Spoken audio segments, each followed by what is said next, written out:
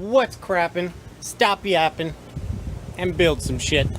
I am Corey, also known as Cordel Rufus III, and I wanted to start this YouTube channel actually to I guess solidify my stance in my new project. So what I want to do is build an E36 M3 with the 2JZ, and we're shooting for over 1,000 at the tire. So we should be, with what we're doing, we should end up with about 1,100, 1,200 horse of the tire. We're probably going to run out of clutch or fuel pump, so those should be our limiting factors. But I guess the first thing I wanted to do was go over what I'm going to be putting this beast of a 2J, the 2J beast, the 2Jizz as I like to call it, into. And it's going to be a 1998 E36 M3. So we'll switch over and I'll show you guys the car. So this is my 1998 E36 BMW M3. It was originally built by HG Motorsports down here in San Diego. It's the matte version of the stock, I believe it's called Estoril blue. So it's just the matte version of the stock color, but it is absolutely mint condition. There's over 50 grand worth of parts in this car. The only thing that it doesn't have is 1,000 horsepower 2JZ, which obviously we're going to remedy this issue very soon. But it's got the ARC wheels. These are 17 by 9s all the way around. The paint job was professionally done. It is not a wrap. It is a full paint. I mean, everything was done on this car, all the way down to the BMW toolkit being completely stocked with the factory BMW parts. And even when they did the paint job on this car, they actually pulled the factory stickers off and put them back on. So if you look inside the fuel caps, we have all the factory stickers back on everything. And this thing has all of the underbracing done on the chassis, as well as the suspensions all completely upgraded with the coilover system and aftermarket struts. We have the upgraded Brembo front callip for actually just the front rotors, and rear rotors are upgraded Brembo rotors, but the calipers are actually stock calipers. But it stops really well for what it is. We're probably gonna have to upgrade those with Willwoods later on. But the inside of the car is just as nice as the outside. The entire interior has been restored.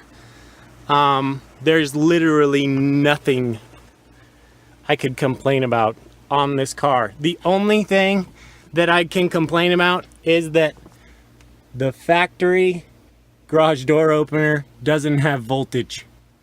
That's it. That's all I got.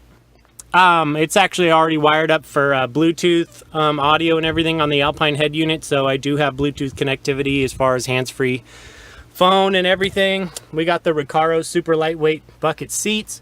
It originally has a roll cage that goes in here. I took it out just because I want to be able to use the car. You can see where the roll cage is actually stitched into the rear seats. It was really nice. It's paint matched to the shell color as well. So it's basically a full original show E36 M3. I mean, I paid a pretty penny for it, but we need to get rid of this engine. So this car the chassis has almost 200,000 miles on it, but everything has been changed and upgraded and gone through. Even the entire steering system, including the rack, has been gone through. The AC blows ice cold. The guy who had it before me, who actually got all the work done on the car at HG. I believe the owner of HG actually has an E36 as well, and kind of did his car and this car at the same time. But this is actually the Bavarian engine. So this is not the US spec M3 engine. This is the Bavarian spec M3 engine. A lot of people don't realize that the US version of the E36 actually got the shitty motor with a different cylinder head, I believe. So it ended up with 80 less horsepower. But this thing's going to go bye-bye anyway, and this is going to be where the 2JZ sits. And then just a huge turbo over here. We're probably going to go with the 72-75 precision ball bearing over there. But I want to get into those types of specifics later on in different parts of the YouTube series. But for right now, this is what we're starting with. It's an absolutely immaculate E36 M3. Obviously, not everybody has the resources to get a car perfect show quality before they start tearing into it. But I want to do this build right with top quality parts. I mean, we're going to be spending a lot of money on extremely top quality parts, so a lot of this may not be translatable to maybe what you're doing if you're on a budget and you're trying to throw a 2JZ into something like this, and you're going to use the stock ECU, stock harness, you know, all that stuff, stock, you know, all you're doing is upgrading the twin turbos. You know, we're going all out. So the entire bottom end and cylinder heads are going completely through. We'll go through that whole machining process, all the components that we bought from Real Street Performance, the SuperTech valve train, all that good stuff. We're going to get to all that eventually. But we actually, today I picked up this beauty. So this is the 2JZ GTE from the Arista in Japan. It comes with a shitty auto on it, which I don't know why they even leave those on the engines when they sell them. Take that fucker off.